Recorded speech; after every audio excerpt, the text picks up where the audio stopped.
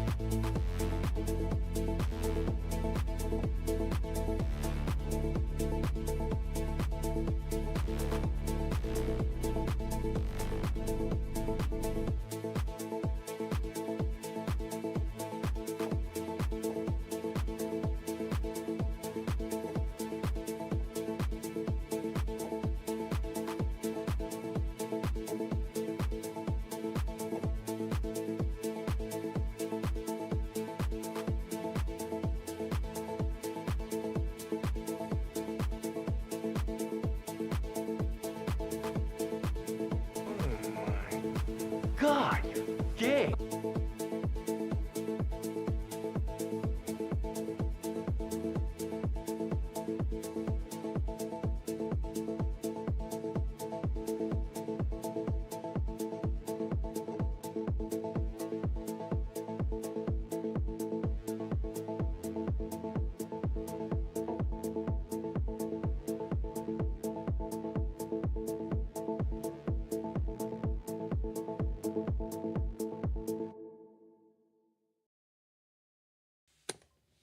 And there we are, audio good, connection good, but not on kick because too high of a resolution. Unfortunately, I didn't check everything in my profile on OBS, whatever. Welcome, my name is Ike, this is TAGN, the Angry Game News every Monday, Wednesday and Friday now. 2 p.m. Eastern, I'm gonna try to do that. And I'm gonna talk about games, video games mainly, video games hardware, TV shows and movies. And all those entertainment stuff. Because life is already sad enough in many regards, so why not take a piss on stuff we actually try to enjoy, right? And we have quite a few topics around here. Yeah, I'm gonna talk for 1.5, 2 hours-ish, maybe. Who knows? Depends on the chat too. Ahoy, Mrs. Sarge. Ahoy, ouch my junk. Main topic. I'm gonna try to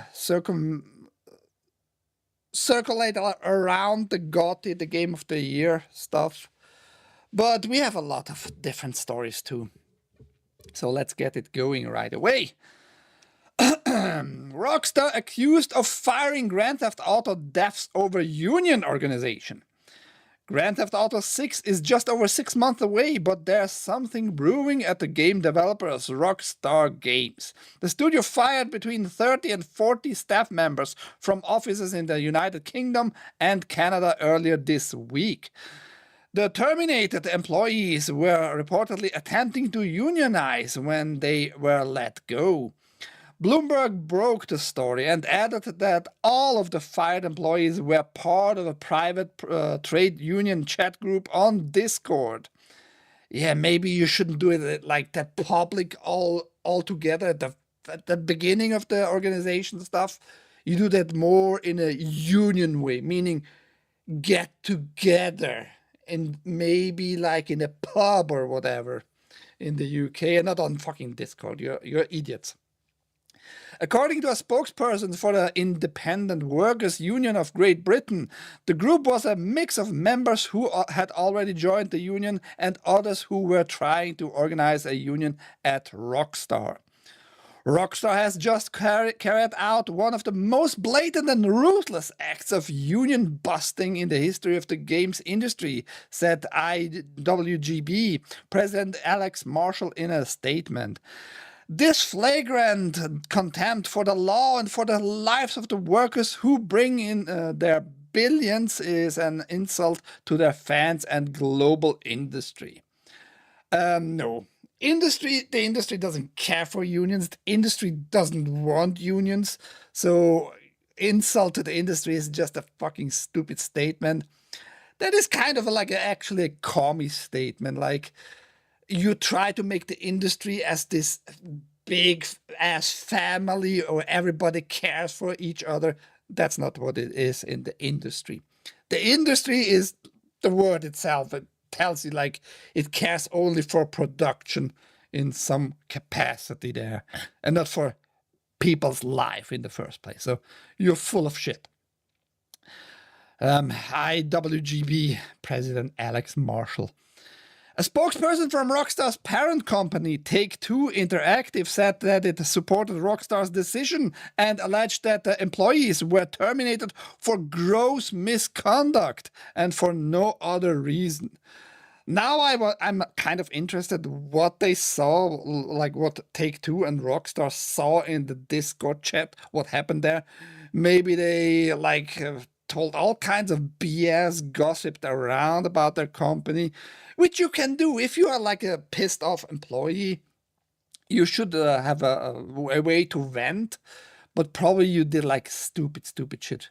I mean, it's already very obvious for me. You gathered in Discord and probably said stupid stuff all the time and didn't thought that maybe you have some spies, kind of spies for the company in your unionized, fashioned chat group there. Idiots. No, they circled around. They circled around stupid stuff. Beer, hall, putsch. This seems like the kind of dispute that may ultimately be settled inside of a courtroom, depending on what the British and Canadian courts have to say about it. This may take a long time for this to play out.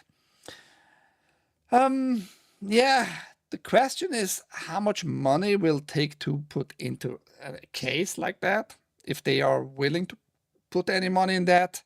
Also, they would not benefit in any way, shape, or form, so hard to say, really. But they must have their reasons, because usually those bigger companies these days are not super against unionizations of their employees. But there must be some nasty, like, stuff going on in Discord for gross misconduct. Because companies usually never use word like gross. They might use misconduct for sure, like going against contracts, going against NDAs, like non-disclosure agreements and all that. But gross, usually a big company, a big corporation like that never uses the word gross. So they have something on the employees, on the ex-employees there.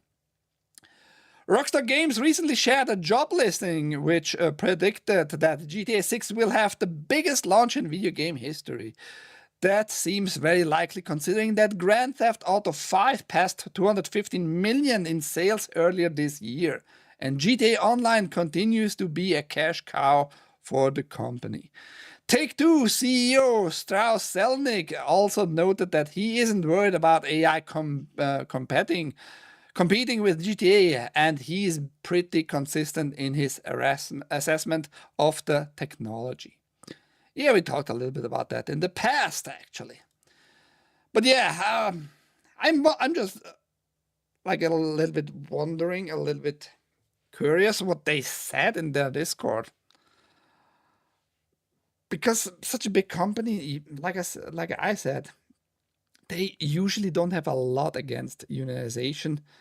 It's just a process, and usually with the union like spokesperson, the union spokesperson, the company gets in an agreement and either like lays off on more staff because they can't get an agreement, or they just say like, yeah, you're gonna get like your 20 cents per hour more, or you're gonna get your better coffee machine, whatever, right?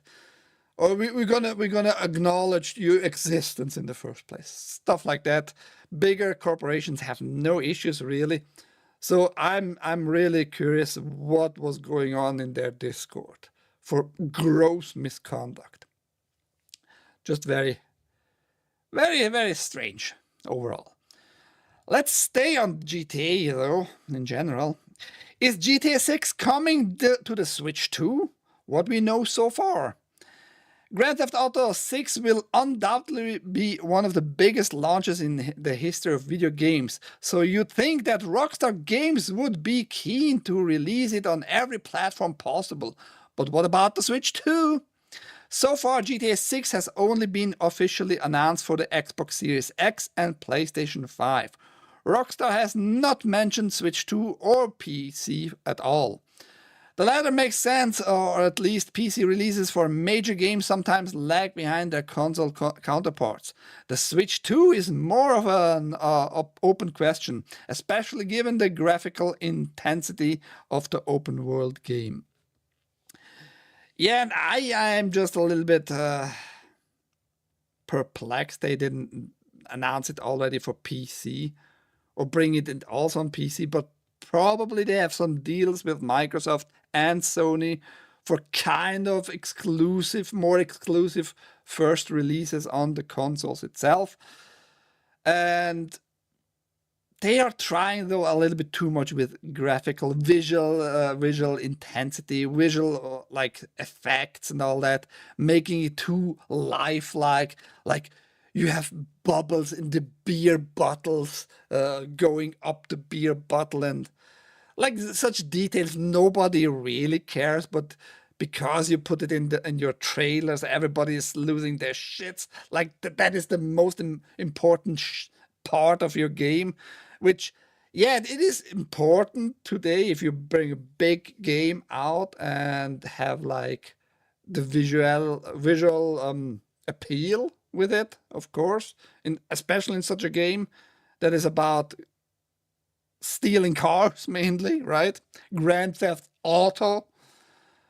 But you're focusing a little bit too much on that part. And every gamer too, like, you're not gonna play because of the bubbles in a beer bottle, the game. You're gonna play it because you can steal like fancy cars, maybe get a blowjob from a hooker in a parking lot. Maybe that hooker now this time is a real woman and not just trannies. Go look that up if you don't know what I mean about GTA 5 especially. Yeah. So the question now, why don't they bring it already on the Switch 2 either, is a valid question for sure, you know.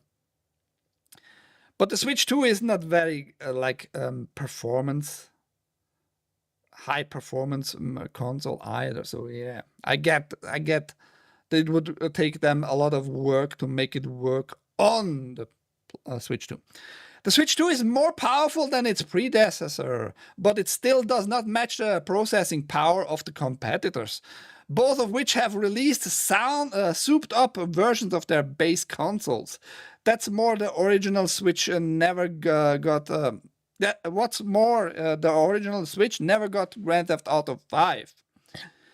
There's also been a lot of weirdness around Nintendo and third-party games, with some major publishers claiming that they've had difficulty acquiring dev kits for the popular console. It seems unlikely that Nintendo would snub the publisher behind a game with this high of a profile. And why wouldn't Rockstar want the game to be available on the platforms that's breaking records? You are linking here a record which was in June, so you're not new records brought up by Nintendo really. And I think like that's an industry thing in general, like with consoles. Not a lot of consoles are being sold anymore, and also not from Switch and Switch 2. It's still selling well, and now it's available. You don't need to be invited in a list or anything like that anymore. But yes, it's not going super great. Oh, a ball of tennis. Thoughtcast. Oh yeah. If GTA 6 gets a Switch 2 announcement down the line, can the console even handle the game? Like many Rockstar titles, GTA 6 is filled with tiny environmental details, like water physics, that can be impacted by players driving vehicles. Yeah, and like I said, stuff like that is nice to see, but really it's not important. It's just not. Especially to see all those details, you need like the Xbox Series X, meaning the high performance version, or the PlayStation 5 Pro version. And even on PC, you will have later on to acquire probably a high priced GPU. Doesn't matter if it's from Nvidia or AMD. You're gonna waste probably at minimum 800 and more bucks to just see all those environmental details. Consoles are for fags, sent from my Xbox. I mean, at least you're honest to yourself, ball of tennis. Good to know. And we got more GTA news by an actor this time. GTA 6 warrants a $100 price tag, GTA 5 actor says. It remains to be seen what price Rockstar Games will charge for the eagerly awaited Grand Theft Auto 6, but some are speculating that it could be $80, $90 or US dollars, or even $100. Nothing is confirmed right now, but GTA 5 actor Jay Clates, who played Lester, has now said he believes GTA 6 warrants a $100 price tag due to the content it's expected to offer. It's not about the content really, it's about the work that was put into the development, like with all those details, right? That's not real content, that's just visual effects pretty much. These games take so long to make, years and years and years. It's not like they've just been hanging out, chilling, and then just started doing the work last year. They finished GTA 5 and then started GTA 6 more or less immediately thereafter, he told the Escapist. This shit takes forever, and we saw with GTA 5 the game will come out and there will be other versions, there will be downloadable content, it will be online. You're almost buying multiple games when you buy the one. Having like online content and DLC is nothing new. That bullshit is going on now since DLC is out there with 15 plus years now. So that's not like giving you more game. It's you're gonna also take more money for that content. Just because it's downloadable not these days only doesn't mean it's really more content in that one game. And usually that comes out later anyway. So what is your point there, Mr. Kalates? And I told from the very first moment on, this game is going to cost at least $90 US. It's not going to be 80. It's going to be at least $90 US. Now with his expertise, we can maybe say or use that word, because he has more insight, because he was one of the main protagonist actors there. He has probably more insight what's going on with this new version of GTA. And you're going to have deluxe versions and then pro versions or premium versions or whatever.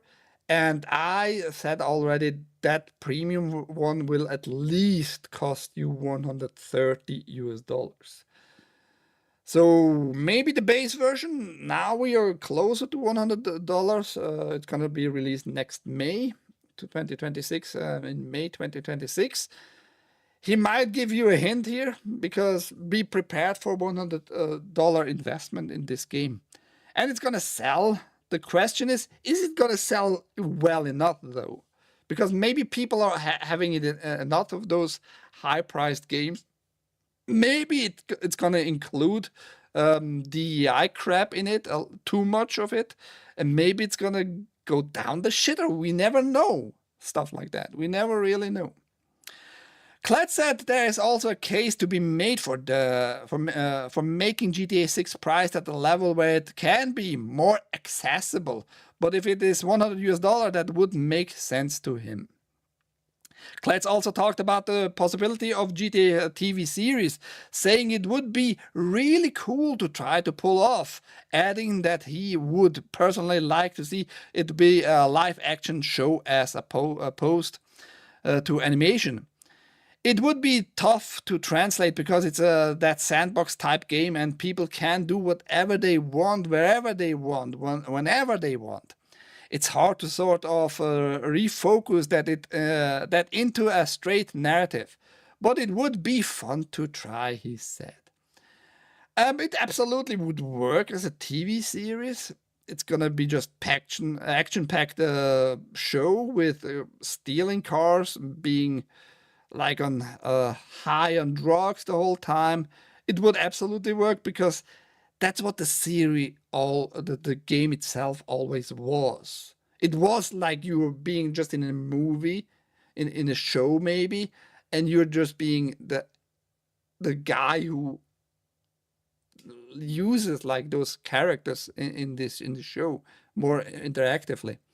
And you have like side missions and all that. So yeah, why wouldn't it work with a TV show? It would translate very well, because it's already very, very interactive with actors like himself. What do you think, guys? Will you pay $100 US for this game? I hope not. If yes, you are a retard. Just saying.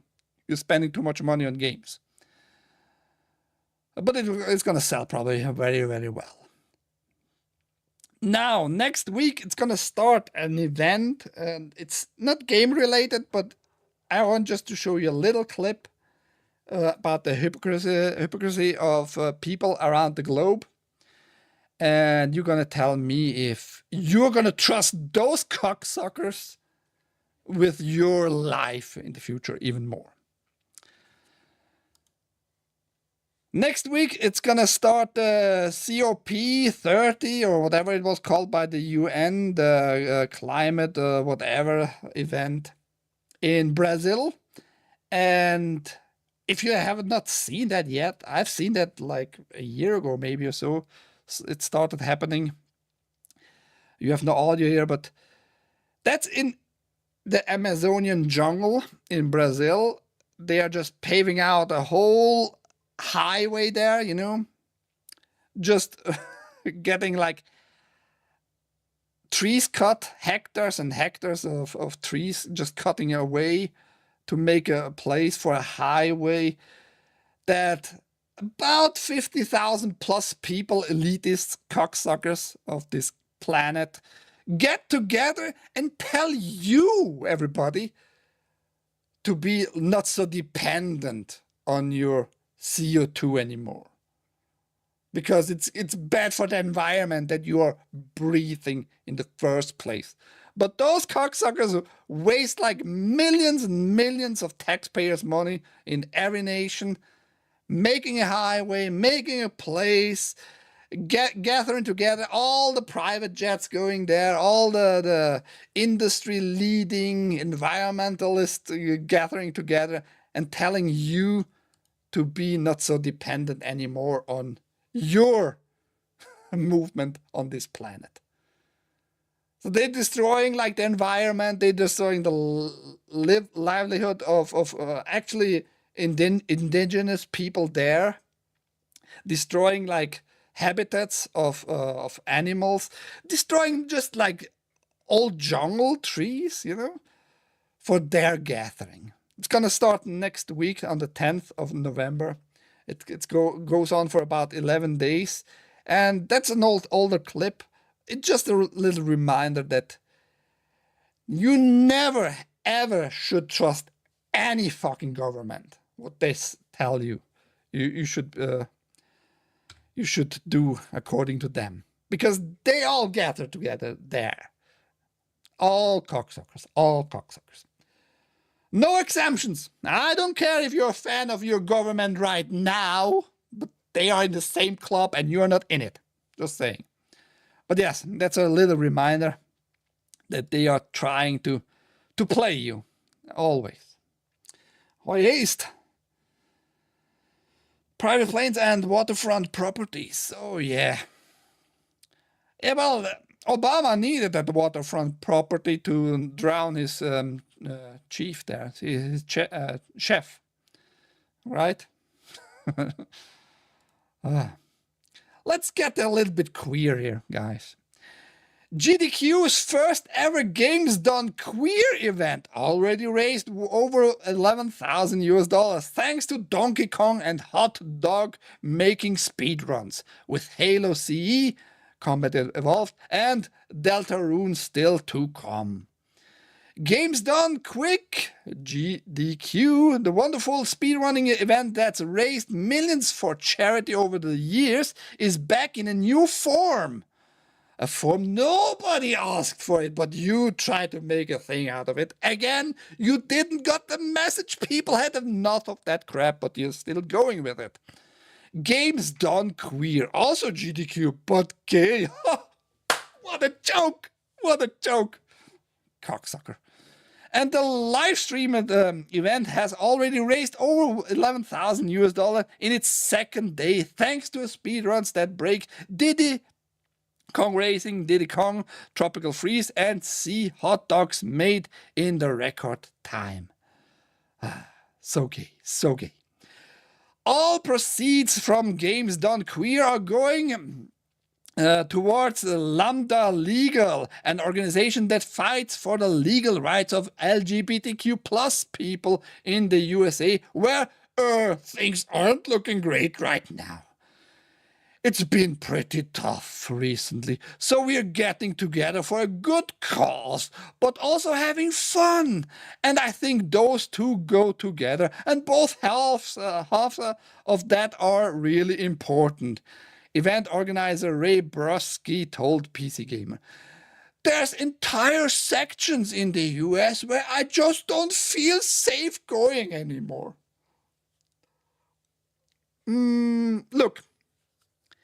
you have the same fucking human rights like anybody else in the US. If you're being attacked for whatever reason, physically attacked for whatever fucking reason, you fucking sue those people. You call the police, and it's just a regular fucking stupid attack whatsoever. Doesn't matter if you dress up like a fucking cocksucker, queer cocksucker or not, but you want special treatment once more. Like you don't feel safe in certain places. What places are those places? Can you tell us even?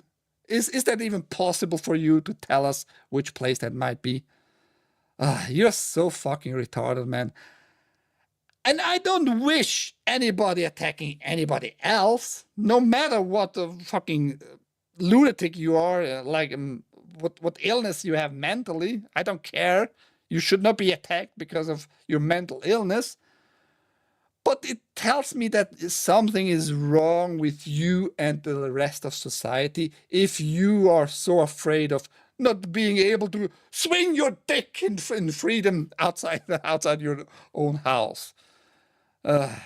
So fuck off. I think you're lying. I think nobody should put any money in this event. It's just all stupid, man. All stupid. You don't trust government. Yeah, nobody should. Diddy Kong. Yeah, Diddy Kong Racing is like was it on I think it was not on N64, any Diddy Kong Racing. I think the first one came out on GameCube, something like that. It's pretty much just a Mario Kart knockoff, but with Diddy Kong, like the partner of Donkey Kong. Anyone can be shot in the wrong part of town. Absolutely, absolutely.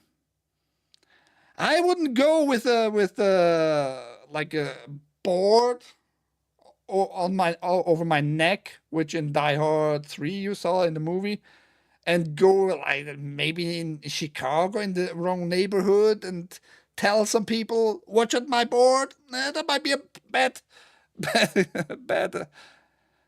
time for me, you know. So you can be shot no matter what you look like at any place. Diddy Kong Racing is N64. Oh, it was, okay. And my favorite racing game. Yeah, I didn't remember if it was on N64. But yeah, at least Haste is telling us that. But should we trust Haste? Because Haste was meeting up with some very weird individuals last week. Just saying. Just saying. I don't know how it looks like, and I don't know if I saw him on the stream, but I try to spot like this body pillow, no body pillow around. So maybe he was too afraid to get with his body pillow there. Who knows? Oi, Bimo. But yes, they raised money, $11,000 US over the last event already. Good thing. With Lambda Legal, like protecting your rights or getting more rights than regular human beings. Faggots. I mean, is that like wrong to say? They are faggots.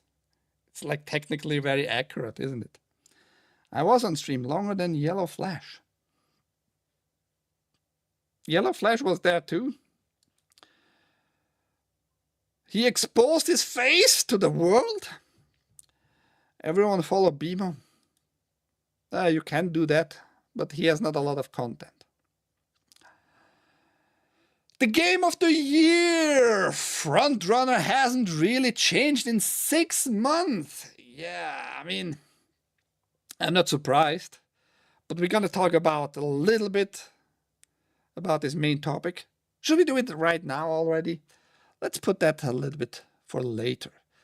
Let's talk about other stuff for now. For example, Witcher. Do we have Witcher fans? Like the TV show? Any fans here? I watched season 1. Kind of okay. I said that a few times already. I think they did not all right because of the two timelines getting towards the end to the same point in time. I think that was a bad decision just for people who have no idea about The Witcher at all. Was probably very confusing. It was all right. Season 1 all right. Season 2, I already forgot everything, and I don't even remember if I saw any episode of Season 3. I might have. If I have, I don't remember jack shit of Season 3. But Season 4 was just released on Netflix, and some people pretend like it's the biggest, nicest Witcher thing ever happened to them. And I reported on that it's the most expensive Witcher show ever produced. Season 2, like 220 million US dollars, I think it costed the Season 4 alone, which is insane. But yeah, I mean, if it's your money, Netflix. Idiots. Usually I mute this tab and listen to music. Yeah, I am Ike's biggest Ghost support. Okay. Good to know, Ball of Tennis. Thank you for ignoring me. Ignoring me like crazy. He's not going. Why are you saying see ya, Ball? He's just not listening. He has no idea what I'm talking about. I'm joking because Yellow Flash never shows his face. I mean, he might have been on the event there. I don't know. Maybe he was there, but not telling who he actually was. Not your fault. Modern games are irrelevant trash. Most of them, for sure. The Witcher fans are pleasantly surprised by Liam Hemsworth taking over as Geralt from Henry Cavill in the Netflix show. Honestly, he is perfect. Sure. When the first little teaser trailer was announced, I had my news going, and I showed you that, and I told you my honest opinion about it. I think with him as Geralt, nothing is wrong with him. He looks fine, like visually, he looks fine. He has like this talk of Geralt, like this, not opening his mouth too much, like I'm not doing a lot, right? He has like this Geralt touch actually to him. And I think Liam Hemsworth does a perfect fine job. The problem is with the showrunners. The problem is with the content. The problem is with the scripts in all those episodes. Like, he can only do so much for himself and by himself for the show, right? In my opinion, he still looks absolutely fine as Geralt. Nothing wrong with that. So he's gonna get some smack in his face though by people who absolutely hate the show nowadays. But you shouldn't attack him personally. He has like, he just is an actor. He does what he can with the material he is provided with. Critics might have deemed for the fourth season of The Witcher to hit a serious low, but some fans have been quick to defend the star who is doing his best as the new White Wolf. And I haven't seen though any of those attacks. So fans, what fans are those? What fans are we talking about, right? Liam Hemsworth has dared to carry on swinging Geralt's sword since Henry Cavill's departure, and there's a portion of the audience that's impressed by what they've seen so far. Over on Reddit, a fan posted a heartfelt apology to Hemsworth after the star walked into the fandom, firing line ever since he was announced as the new lead in The Witcher. Is he though the new lead? Like I said, after season 2, pretty much, I don't care anymore. What I heard about this season though is like, Geralt, The Witcher, the show is named after The Witcher. It's like a side role. It has become like a side role. So what are you talking about? Lead? What lead is he? What is he leading in the first place? I just finished watching episode 1 of season 4, and I have to say, I don't hate it at all, and I kind of like Liam as Geralt. I feel like apologies are in order, wrote the fan. Unfortunately, that may mean that Liam gets some unnecessary flag thrown his way, but I never doubted that he would do a great job. The guy was chucked between a rock and a hard place, a true no-win scenario. Isn't that strange to phrase it this way? Like a true no-win scenario, like a rock and hard place. Like you already also have in your mind that the show is trash. But now you saw that Liam is actually doing his best as an actor for this role in particular. So you see that the show in general is dog shit, but you try to defend at least this one actor. It's just a weird phrasing here. The guy was chucked between, I already read that. He's a great actor and I wish him all the best. Just wish the entire situation never happened. Like the whole show probably should never have happened anymore. They should have just cancelled it. They should have saw that it doesn't do well anymore. It's just a waste of money. And you just wanted to make somebody happy. And I don't know who that somebody might have been. So again, wasting $220 million in season 4 alone. And they are still on the track for season 5, by the way. So just weird. More Sega Genesis coverage wouldn't hurt either. Sega Genesis news in 2025 Ball of Tennis. Yeah, I just report what's out there, man. Just report what's out there. You're ghosting me, motherfucker. About what? Oh, Ball of Tennis, me. Season 1 was great until the end where Cavill's Geralt was injured and hopeless. I don't even remember that stuff. Just to watch it once is absolutely fine, but yeah. I'll be tuned in when you start covering Age of Empires 3 or Rise of Nations. No news about that either, so yeah.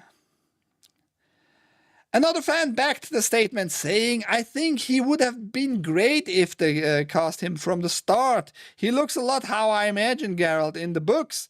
This comparison has turned out to be a fairly common one, with many believing that Hemsworth's portrayal and appearance of the character are closer to the versions in Andrzej Sapkowski's books.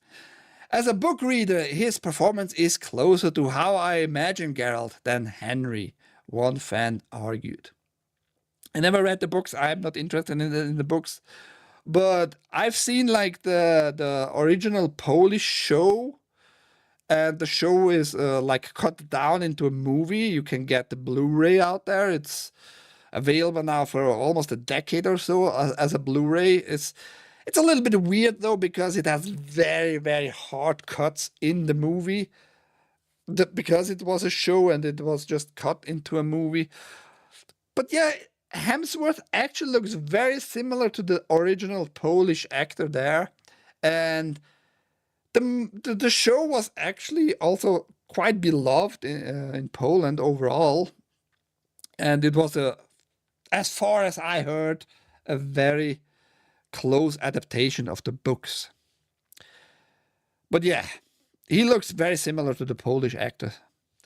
Admittedly, it won't be long until Hemsworth's trip with Geralt comes to an end, and given that The Witcher's 5th season will be its last and has also just wrapped filming. Or they at least already did this pre-production with filming. Yeah. It's just costing you money, Netflix. You're just wasting like so much money. So many dollars on stuff that nobody really cares for, and nobody literally. I need hard evidence for that. If I'm stating a wrong fact here. If anybody ever subscribed for Witcher season 4 to Netflix, I want to see hard evidence, meaning Netflix should publish those numbers with written and signed statements by certain fans who just signed up on Netflix for this show alone. I don't think that ever happened. And it's probably never gonna happen. But yeah. What a shit show. If you want a little bit more detail about the content of what is happening with season 4 of The Witcher, I suggest you go rewatch the Friday Night Tides on Nerdrotic. And Nerdrotic also is supposedly going to make like a review of the whole show. In a few days it will come out, whatever. I don't think it's worth, though, to get into too deep into that crap. Because I'm not going to waste any money either for rants or donations or tips just to hear like how bad this show is. I already saw how bad it's going to get over the time. So it's just strange, man. It's strange that some people, and it's the same portals as usual, like gamesradar.com again, protecting those IPs, protecting those showrunners from people's criticism. It's weird, but it is what it is. Let's stay on The Witcher, though. We have a little bit more Witcher news here. The Witcher's author Andrzej Sapkowski says it's rare for CD Projekt Red to ask for additional details now. The Witcher author Andrzej Sapkowski says he has an excellent deal with developer CD Projekt Red, but admits it's rare that the studio gets in touch to ask for additional details these days. Addressing fans at the book event to promote his Witcher prequel book, Crossroads of Ravens, Sapkowski revealed that while he had worked more closely with CD Projekt Red on prior games, he had not been approached to contribute The Witcher 4. But instead, the contracts between me and the game people are excellent right now. Let's hope it stays that way, he added. Back in 2017, Sapkowski told Eurogamer the global success of The Witcher following the release of the third game in the series hadn't made him any money because he sold the rights to the CD Projekt for a lump sum without asking for royalties, prompting a new deal in 2019. I was stupid enough to sell them rights to the whole bunch, Sapkowski told Eurogame at the time. They offered me a percentage of their profits. I said, no, there will be no profits at all. Give me all my money right now. The whole amount. It was stupid. I was stupid enough to leave everything in their hands because I didn't believe in their success. But who could foresee their success? I couldn't. At least he admits that he was stupid. At least he admits that he didn't saw like the game's success or foresaw it. And I kind of can agree with him that you can't foresee success of certain IPs, of certain like stories, certain lore, certain products. But if a game studio offers you like a percentage, you take that. You just take that. You still can like want more money. You can say like, okay, I'm gonna take that percentage, but I also want some money right now. I have expenses on myself. I need some money right now. If you want to use my IP, yes, royalties, every month I'm gonna get something, but also I need money right fucking now. And probably CD Projekt Red would have been absolutely fine with that. But the fact that they came to you and suggesting to you, we're going to give you a percentage. Are you okay with that? You should have just taken it. Take both. Just take both. Wholesome, probably not as much as you got at that moment in 2000. When did The Witcher 1 came out? 2008, 9, something like that.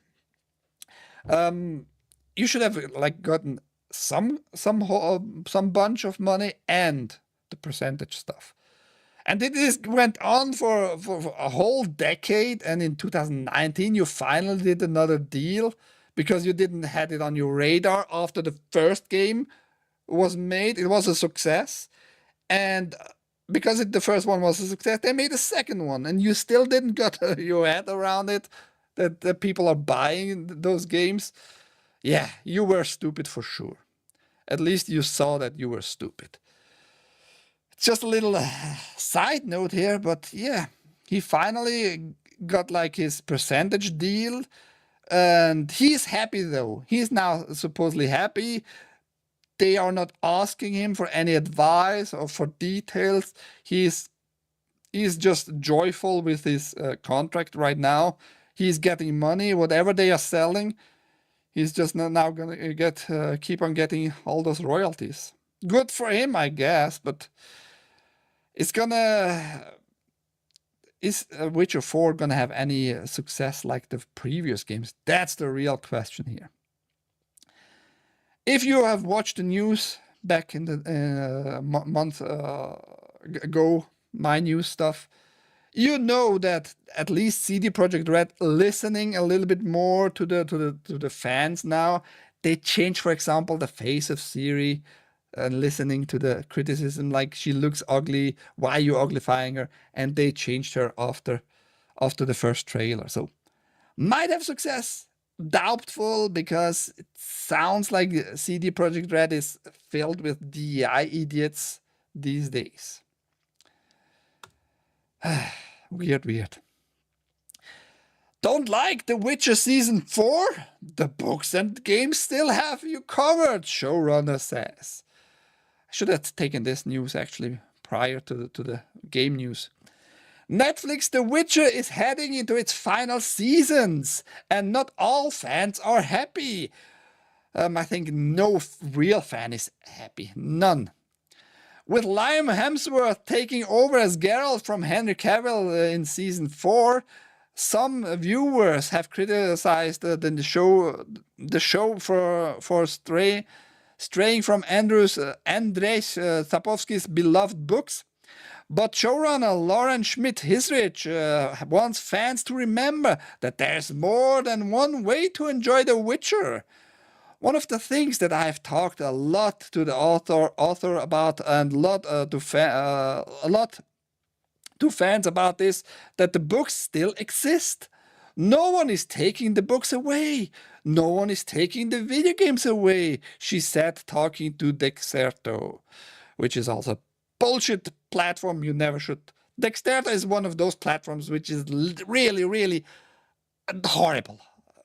Like leftards, only leftards I think are on Dexerto.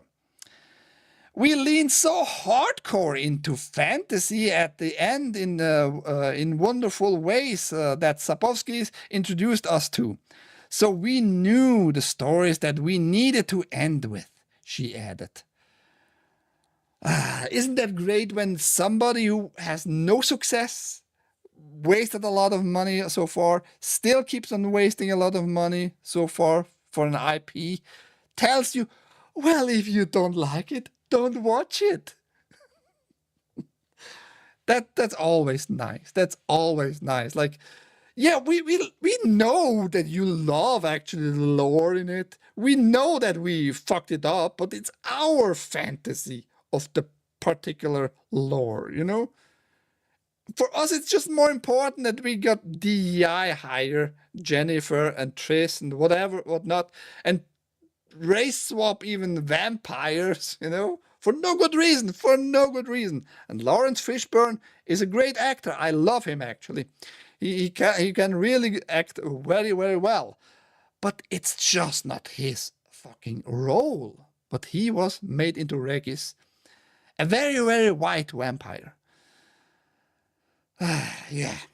And now the showrunner tells us, once more another showrunner tells us, if you don't like it, don't watch it. You have still the games. You have still the books. What is the problem?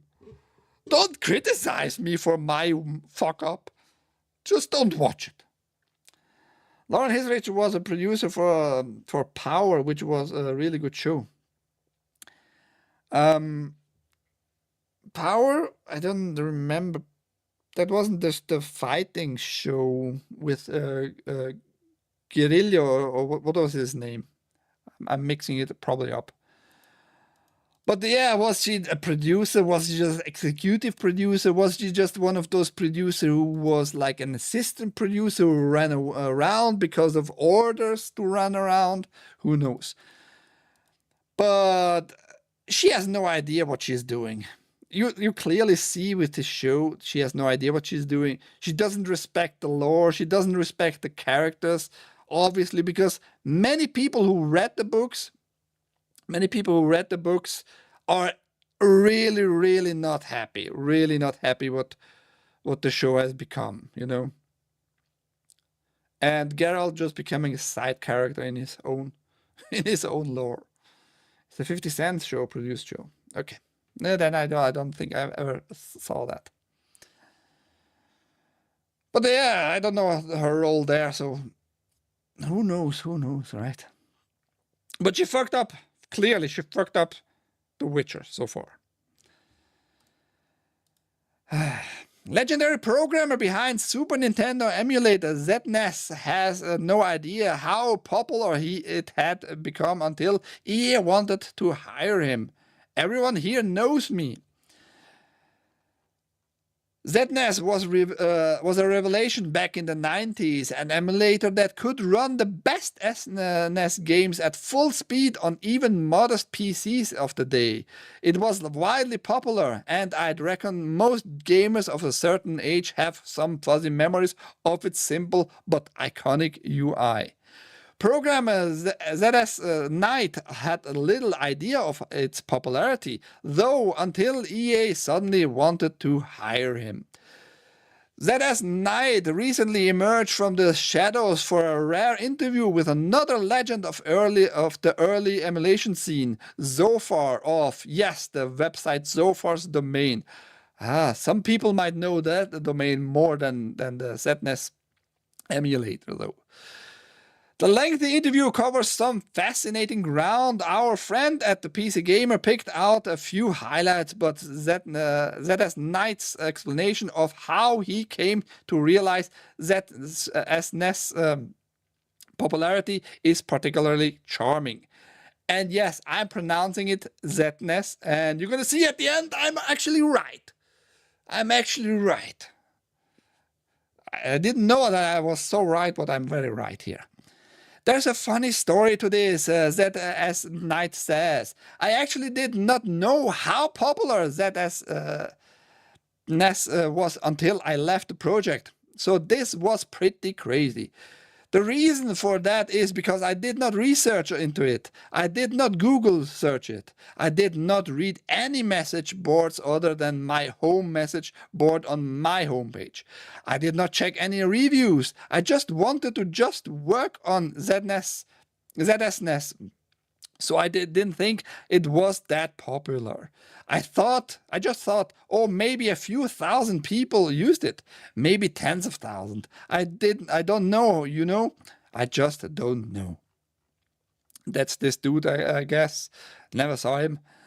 The only incline ZS Knight had of its popularity was from the emails he received, around a couple dozen each day. I mean, even if you get like a dozen each day about your product, it's pretty popular, man. It's pretty popular if you get like dozens email back in the 90s especially, or even like in the early O's of this millennia. It shows like it's pretty fucking popular. So either you're playing us right now or you're really naive. Who knows? Your Zophar's domain. Yeah, even Haste knows it. I got that hint. I got that hint that it is kind of popular, but I really did not know how popular it was, he says. And his drive was simply building a good emulator. I actually discovered how popular it was, interestingly enough, when I joined EA, Electronic Arts. Because I joined EA through the emulator, ZS Knight explains, I sadly can't quite make out the name of the person at the publisher who ZS Knight's credits with reaching out to him. But this contact kind of asked me, hey, you want to work for EA? I thought, oh, sure. So I went there, and everyone who interviewed me knew me as ZS Knight. That was the first time in the office. Everyone here knows me, and everyone here wants me to work here. I've had one person there tell me that, oh, I'm here because of you. I'd say, wow, that's amazing. He's not super enthusiastic, at least not according to this scripted text here. One more bit of snes trivia. Us US folks have been mispronouncing it all this time. ZS Knight is Canadian, so it's probably pronounced ZSNES. There you go. I did it all along, all the time right. Which was just a nice little piece at the end. But yes, can you trust a guy who just tells us, yeah, he had no idea, but he got like dozens of emails every day that how popular his product was, his software development went on the internet there. Can you trust such a statement? Maybe he's super humble. Maybe he's just super humble. Maybe it's really the truth that he just wanted to create the best emulator out there. Who knows? Who knows? But it's an interesting story that came out just over the weekend. ZZ Top, indeed.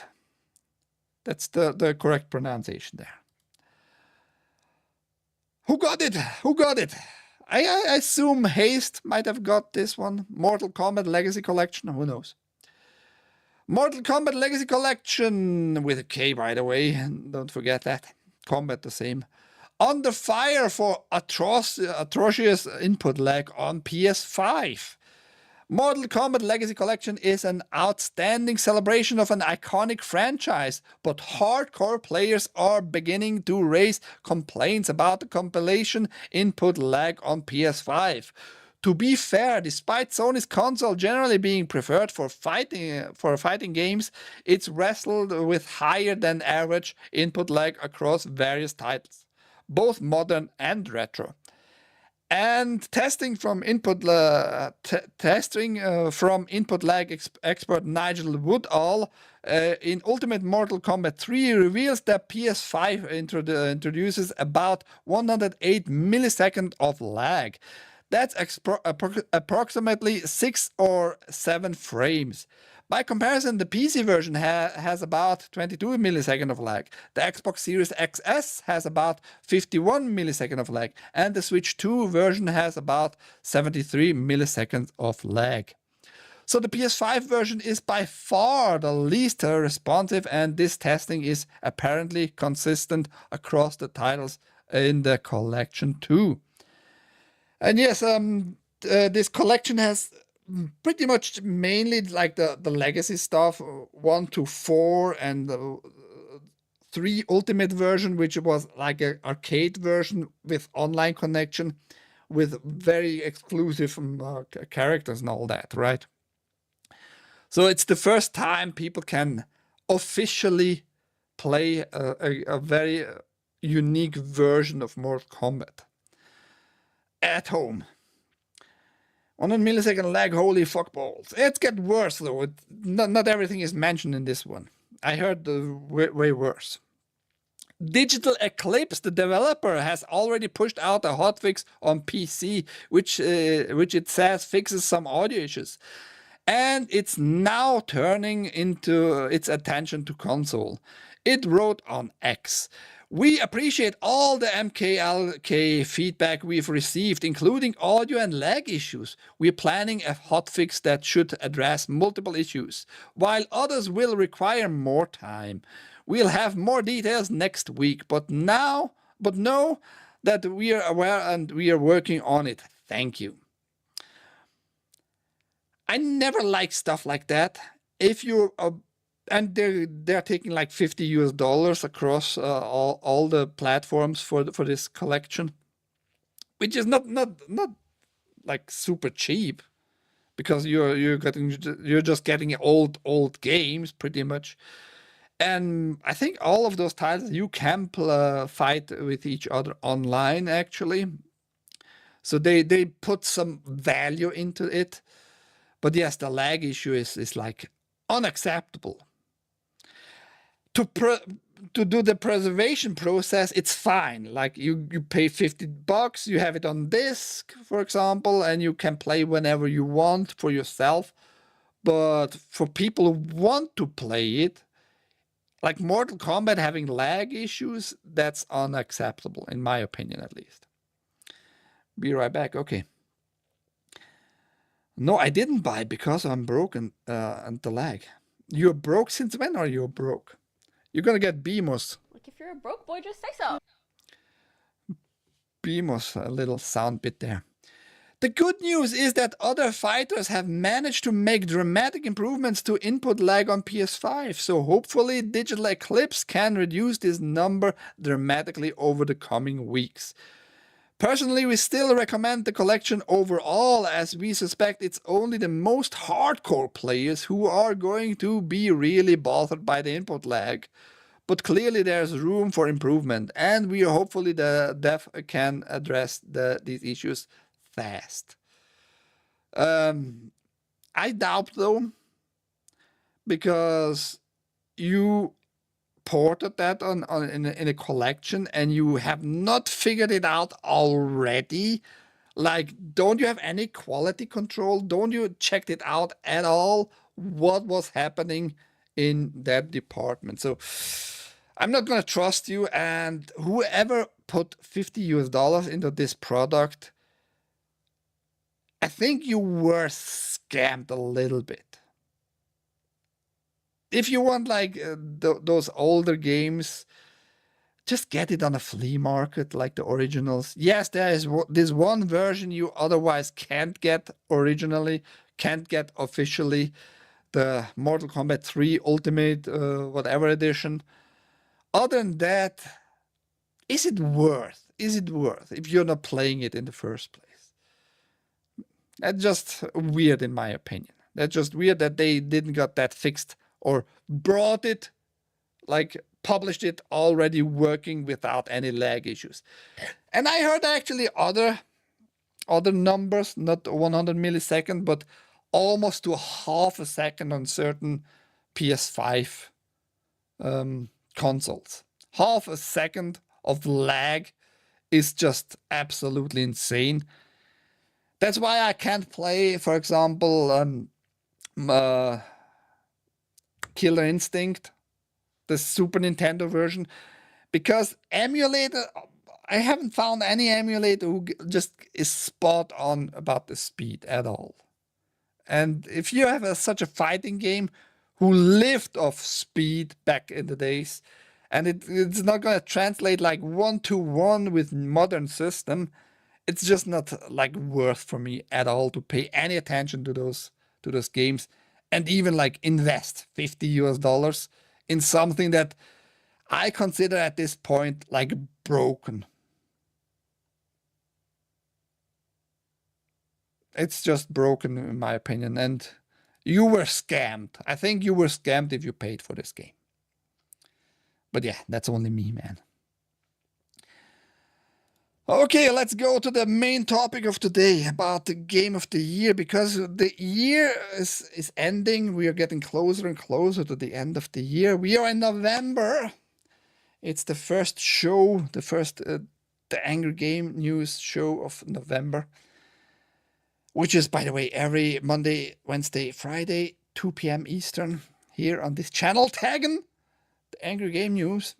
By the way, just a little informative for you guys. Rumble didn't do shit. They don't care. They don't give a damn about my channel at all.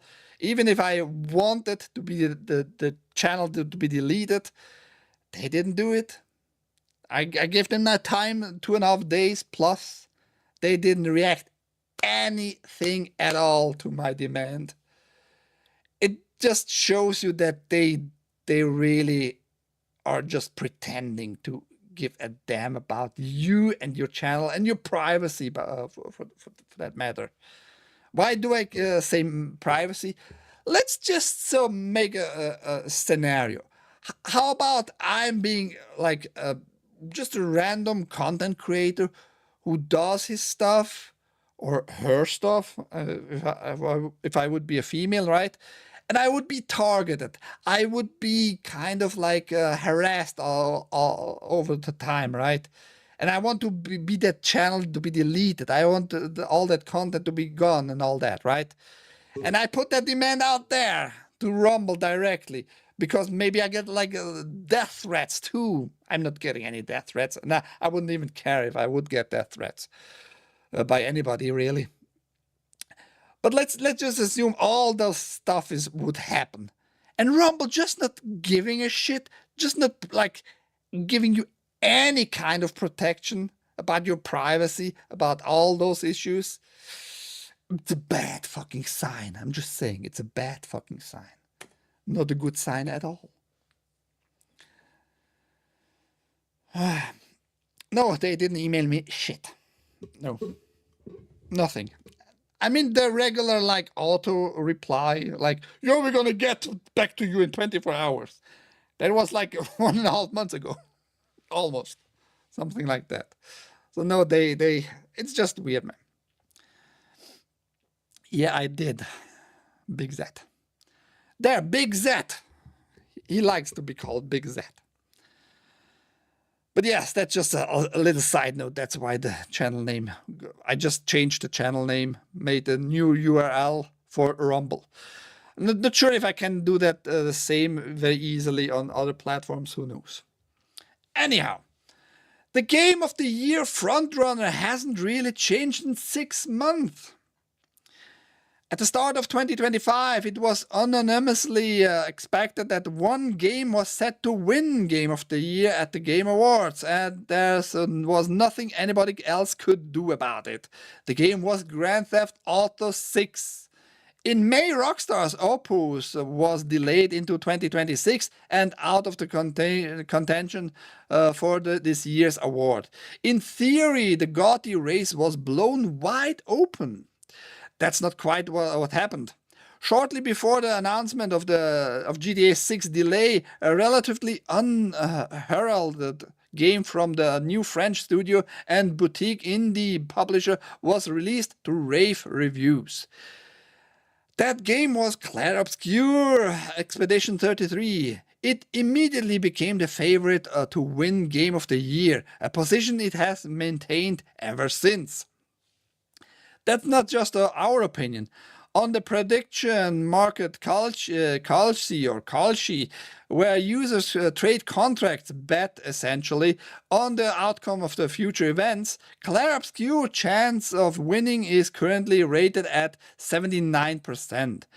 Kalshi users think it's only slightly less likely Clair Obscur will win GOTY than Zohar Mamdani will be elected mayor of New York City.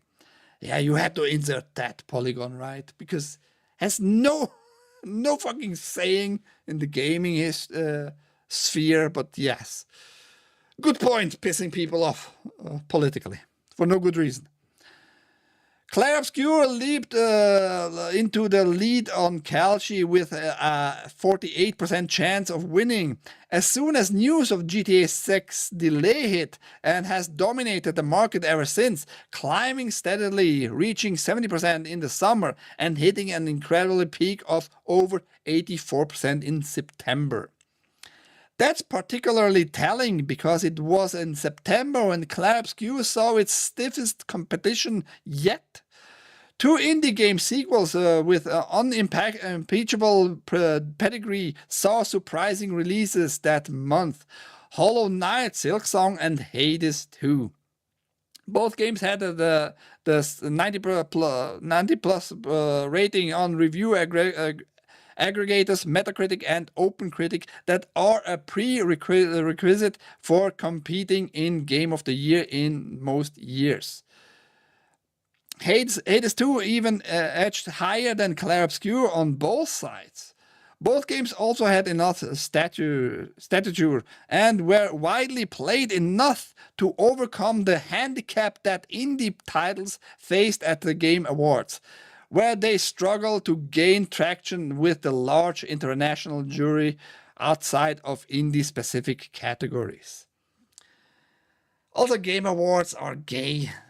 Keep that in mind always. So they are not really going like what is super well received, but at least they admit that Metacritic has a saying in this equation.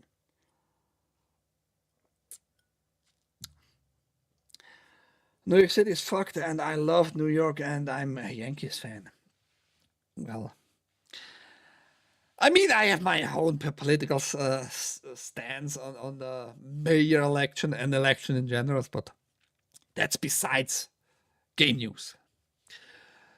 But like Donkey Kong Bonanza and Death Stranding 2 before them, and Ghost of Wokai after them, Silksong and Hades 2 barely moved the needle.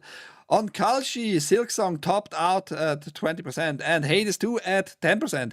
Everything else currently languishes below 2%. Claire Obscure seems unassailable. Like the indie pair, it's a cool pick, a passion project from an unheralded studio, Sandfall Interactive, and an upstart publisher, Kepler Interactive. Unlike them, it sits squarely in the genre sweet spot that the Game Awards jury has returned to in its GOTY pick time and again. Big, narratively ambitious, graphically shiny role-playing and action-adventure games. I find it just funny that they try to put in Ghost of Yotai here, and not only once, but twice in this article. And everybody who has like 2 brain cells, who paid a little bit attention, like for more than 1 minute in the gaming sphere, in the gaming industry, about all the games that came out this year, knew and knows now, hopefully, very well. Even especially after you might have watched my past gaming news. It was a shit show. Nobody really bought it. It was not very well received, despite all those portals telling you it's one of the greatest games. It is so great and it plays so nicely. But nobody told you about the story. Is it really good? Do we have enough content in it? Is the voice acting really that great of the Erika Ishii, of the non-binary binary Erika Ishii, and all that stuff? You know, people just didn't care for it at all. People saw what was going on with Ghost of Yotai. People saw what happened with the studio Sucker Punch.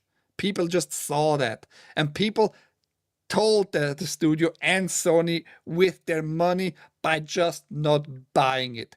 That's why it's called Ghost of Nobuy by many people. Rightfully so. But still, Polygon and all those portals still try to do so hard work for this game by just mentioning it like it has any fucking place in the Game of the Year awards pick. You know, absolutely, they are out of their mind. They are not on the pulse of time, if that's a saying in English too. Like, they don't see if something is still alive and going well and all that. They are just not seeing it. I'm skipping your time. I hope you do, you idiot. Don't fucking waste your money. If you're gonna get it for $10, might be a good price for that game. Might be a good price. Other than that, you shouldn't fucking give them any of your dollars. Claire Obscure has also, it has to be said, had a lucky draw. Perhaps because this was supposed to be GTA 6 year. Strong AAA releases that fit the traditional GOTY mold have been hard to come by. And the critical community from which the jury is mostly drawn has shown respect but not much passion for the games in this area that have been released, like Yotai and Assassin's Creed Shadows. Another just woke garbage productions in the gaming sphere out there. Like, after I'm gonna repeat myself. After their announcement by Ubisoft, after their announcement, 2 million players. That was like their biggest announcement after the game released. They never put any other records out there. Not like, yeah, we sold 3 million copies in the first month. Nothing like that. They had only this big announcement. I saw nothing else out there. 2 million players. That was their big deal.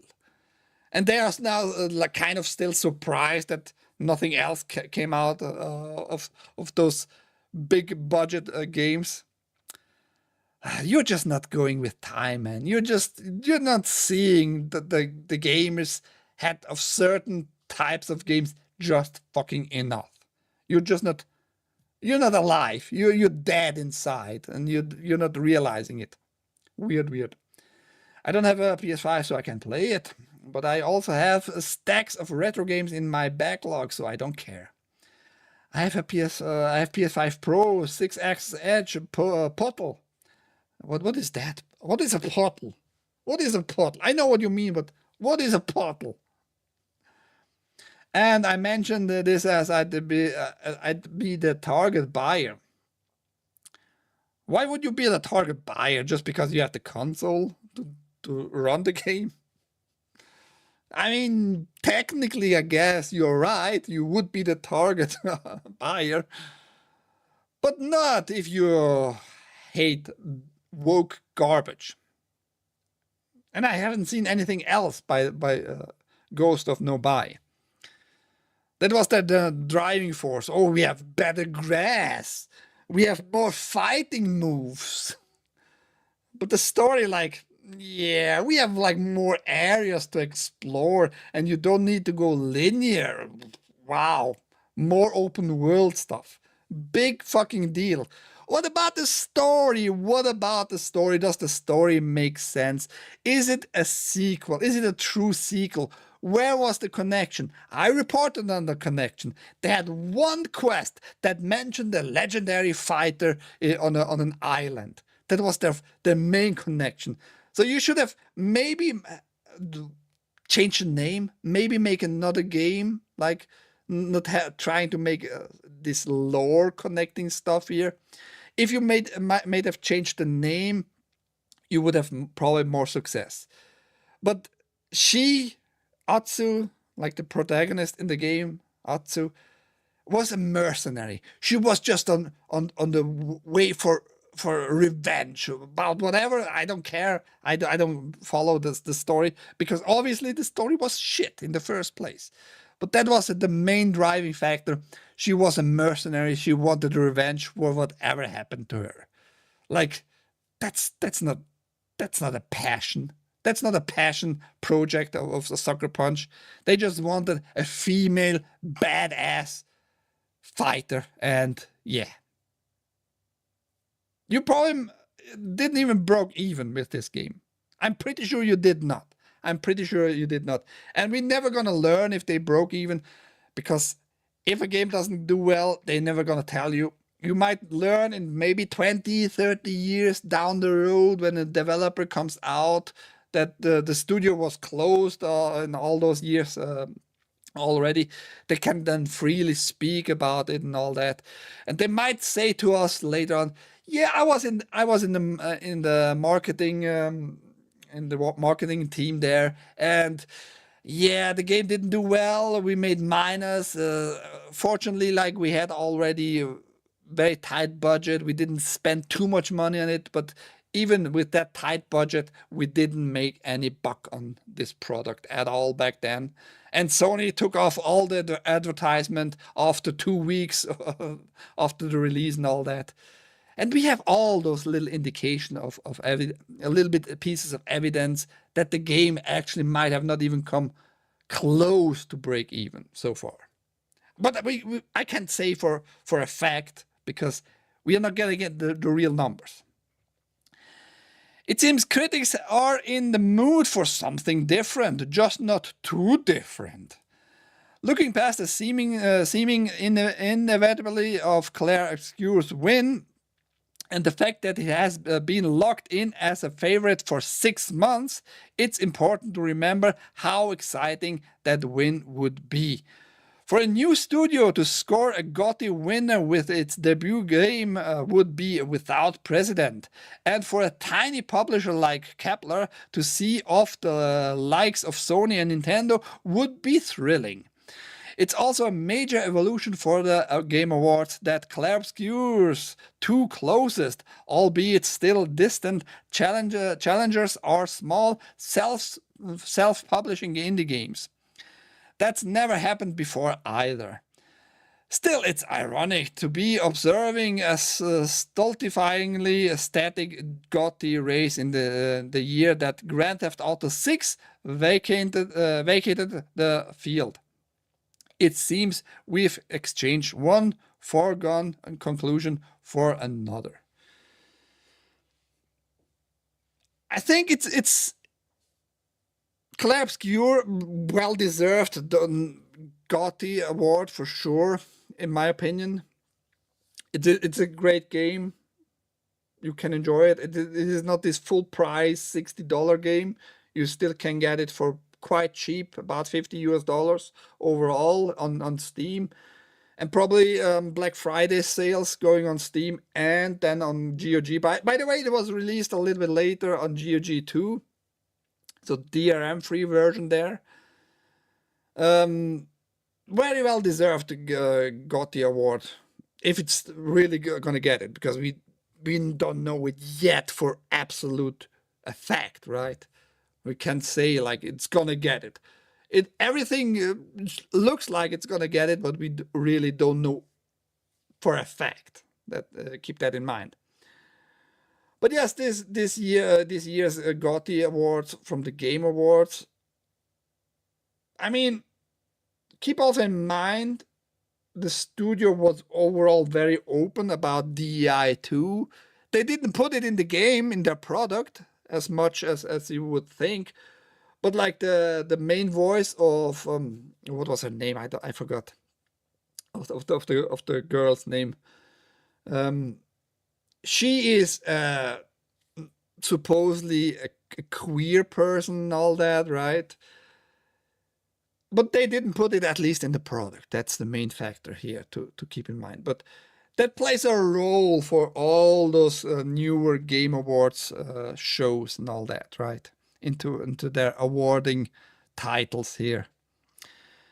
Still, I think it's a great thing that GOTY will be probably put to Clair-Obscure, to the Sandfall Interactive and Kepler as the first publisher doing such an amazing game, right? I have nothing against it.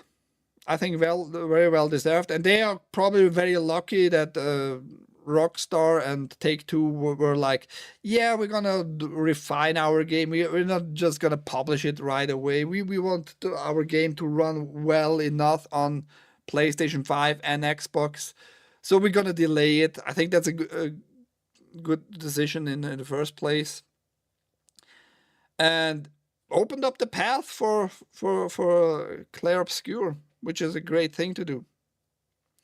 I hope Ninja Gaiden 4 outsells GOTY by a lot. Oh, it will. It will outsell and make enough money. I'm not sure if I'm gonna get it like full price, maybe on sales. And hopefully it's gonna be released sooner or later, probably way later on GOG. Because day by day, I hate to buy games on Steam, man. I just do. GOG doing great. Now we just recently got, by the way, if you didn't saw and know, Resident Evil, the first Resident Evil, the HD remaster version on GOG, and Resident Evil 0 we got on GOG too. It should be still on sale. And by the way, also Tomb Raider, the new trilogy, also got again sales. Yeah. Right now, you can get it for about $13. You should think about it. Just getting those games DRM free. Just saying. And more games are coming out, and I hope more publishers see that people really will give you money if the game is good, and you don't fuck them up with your stupid DRM crap. That's one big reason I'm not buying, for example, Berserk, Kazan, the last or the first Berserk, whatever the title was, and Black Myth. I'm just not getting them on Steam. I could afford them, but I'm just not getting it because you're locked in too much into your DRM shit. So fuck off. As a Linux gamer, I gotta go Steam versions. Can you? I mean, you should be able to insert those games because technically they are like having less weight on them system-wise. Just saying. But yes, I hope Clair Obscur will get the GOTY for sure, and they deserve it, absolutely. They deserve it, absolutely. Let's go to the last little news pieces of the weekend. And then we are done, and hopefully we can go on with our news show in the future and getting more viewers and more chat interaction. How about that? Olympic esports games no longer taking place in Saudi Arabia.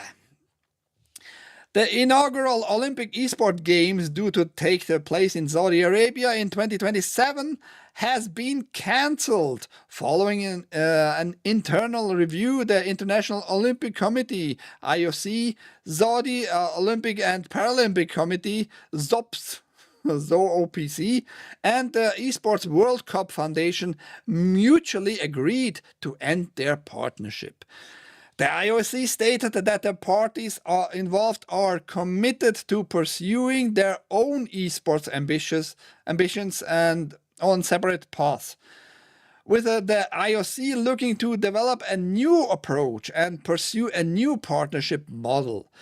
This approach will be a chance to better fit the Olympic esports games to the long-term ambitions of the Olympic movement and to spread the opportunities presented by the Olympic esports games more widely, with the objective of having the inaugural games as soon as possible, the organization said. In a separate statement, the Esports World Cup said it conclude its cooperative on this project following a constructive review of the initiative. We thank the IOC and the SOPC for the open and collaborative dialogue over the past year, it wrote in a post on LinkedIn. Esports continues to inspire millions of fans and athletes globally, and we recognize the shared ambition to elevate digital competition on the world stage. I don't know, man. I mean, Olympic Games, video games were always a thing. We had always every 2 years, like either the Summer Olympic stuff by whoever got like the licenses to produce it, right? Some kind of game. And they always were played and they always made kind of money because it was Olympic stuff, right? But it is not sport. I hate even like the term esports. It is not sport. Sports, in my opinion, includes physical movement. Like, you're gonna sweat. If it's a sport, you have to sweat. Otherwise, it's not a sport. That's just my humble opinion, you know. But now they are going separate ways after they announced in a few years ago, 2023 or something like that. They announced this partnership to make this Esport Olympics event happen in 2027 in the Saudi Arabia, and now the Saudis supposedly it seems like they are most against all those plans, just saying like, yeah, we should go our separate ways. You can do your stuff. We have now bought up the ES, what was it, the fighting tournament stuff. We have this already in our hands, pretty much. So I think we are good. We don't need you too much tranny-driven crap out there. Maybe they were going this path. Who knows? Plans to create the Olympic Esport Games were first announced in 2023, with the IOC announcing the first event would be held in Saudi Arabia in 2025. This was then pushed to 2027 following ongoing concerns about the format and lack of details on key aspects of the program by game publishers, according to Esports Insider. Yeah, we don't know exactly what was the issue here, right? But it's probably a safe bet that the Saudis were just not too keen on certain points about the Olympics in general. But yeah, we can't say for sure. Kinetic action. Yeah, that's not what they mean with esports. That's really not what they mean with esports. They are not playing on the Wii on the Wii board. What was it called? Wii, whatever. You know, the moving stuff. They are not talking about that when they talk about esports. It's about usually you sitting on a desk, mouse and keyboard, and do some stupid ass battle royale first person crap, or a fighting game with on the controller. You are not moving around. That's very, very rarely happening in those events. Usually you have like COD crap, meaning a team fighting another team in a first-person shooter. SNK fighting games had their own charm in the 90s. SNK tournament at the DreamHack was fire. Was it? Was it? I'm not sure about that, Haste. And let's get to the last piece here, because that's good news, kind of. Very good news, actually, in my opinion. Dragon Quest designer Yuji Horii becomes first game designer named in Japan's Autumn Honors. Horii, 71 years old, was awarded the Order of the Rising Sun Gold Race with Rosette for his work on the iconic role-playing game series. Horii is the first game designer to receive the honor, which is awarded to those recognized for distinguished service to the state in various fields, except military service. The Order of the Rising Sun is the third highest order bestowed by the Japanese government. However, the highest two order of the Chrysanthemum, don't nail me on that word, and the Order of the Polarinia flowers are mostly reserved for heads of state and politicians. Overall, I think that's good news that the state, that the government recognizes like people who invested a lot of their lifetime in a certain field in gaming, you know, recognizing like certain achievements there. But again, it's the fucking government. No government is good. At least not a federal or state government. Horii said, I've been making games for a long time, about 40 years now, but it's not just my own efforts. It's all thanks to the staff who helped me make it, and the users who have always supported me. I've leveled up in many ways, done many things, and all my hard work has paid off. Yeah, if that's paid off, if you mean with paid off because you got this honor with this medal, whatever, that's not what paid off. It is a paid off if the fans, if people buy your game. That's like the highest honor, I think. If they like your game, if they still keep buying every new version of your series there, you know, that's what makes it really paying off, I think. Horii has worked in on every mainline Dragon Quest game since 1987 original, and via his company Armor Project co-owns the franchise alongside Square Enix. Good thing that he didn't sold it completely out to Square Enix, but still co-owns it. I think that was a smart move overall. The latest series entry, Dragon Quest 1 and 2 HD2 Remake, was released last week for PlayStation 5, Xbox Series, Nintendo Switch 2, and PC. The previous remake, Dragon Quest 3 HD 2D Remake, was Japan's best-selling game last year, selling more than 820,000 copies in its first week alone. I mean, good for him, man. I, on my hand, have never touched Dragon Quest, by the way. Maybe I should. Maybe I should at one point. But I was never super interested, despite it having like visually the style of Dragon Ball, Akira Toriyama's Dragon Ball, like just the faces of the characters and all that on posters. But besides that, I never was interested. I don't know why, but never was interested in Dragon Quest. Maybe I should change that at one point. But yes, good news towards the end here of today's show. I think very well deserved there.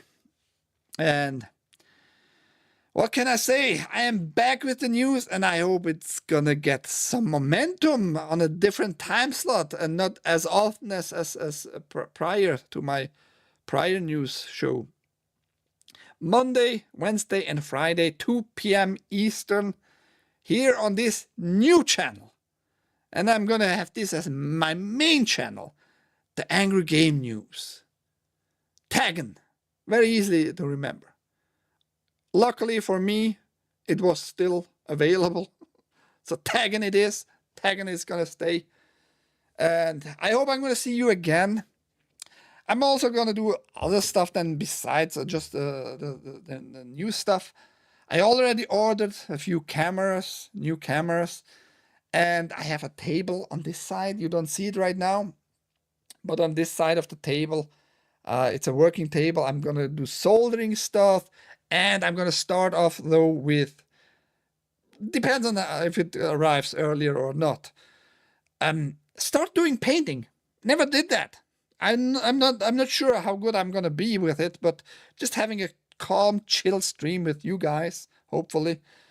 And having the voice chat open for you, too, on those streams.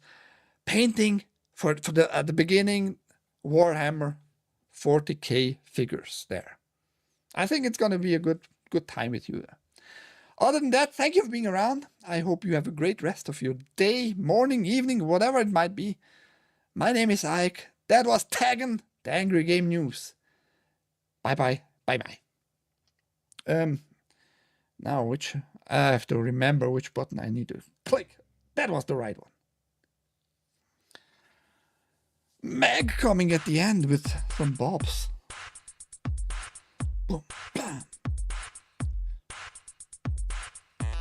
Hey, Jersey.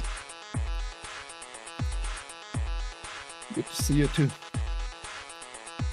Unfortunately, not in real life, because the CBP, the Custom and Border Patrol Protection, they protected me. No, they protected the USA from me. Isn't that nice?